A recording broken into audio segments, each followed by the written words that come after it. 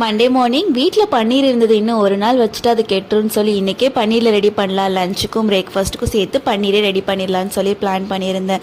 மதியானம் லஞ்சுக்கு பன்னீர் பிரியாணியும் மார்னிங் பிரேக்ஃபாஸ்ட்டுக்கு ரோல் மாதிரி ரெடி பண்ணி சாப்பிட்லான்னு சொல்லி எல்லாமே ப்ரிப்பேர் பண்ணி எடுத்து வச்சுட்டேன்.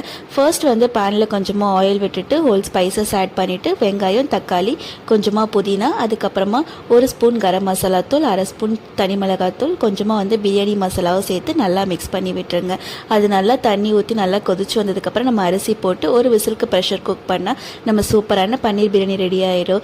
அது ரெடி பண்ணி முடிக்கும் போதே அப்படியே சைட் பை சைடு மார்னிங் பிரேக்ஃபாஸ்ட்டுக்கு இந்த ரோல் ரெடி பண்ண ஆரம்பித்தேன். மேரினேஷனுக்கு எல்லா மசாலா தூள், அதுக்கப்புறம் கொஞ்சமாக தயிர் போட்டு நல்லா மிக்ஸ் பண்ணிவிட்டு பட்டரில் போட்டு நல்லா சாட்டே பண்ணிட்டு மறுபடியும் வெங்காயம் தக்காளிலாம் சாட்டே பண்ணி எடுத்தால் நம்ம ரோலுக்கு சூப்பராக ரெடி ஆயிடும். அதை வச்சுட்டு டொமேட்டோ சாஸ் சேர்த்துக்கலாம், இன்னும் டேஸ்ட் சூப்பராக இருந்தது.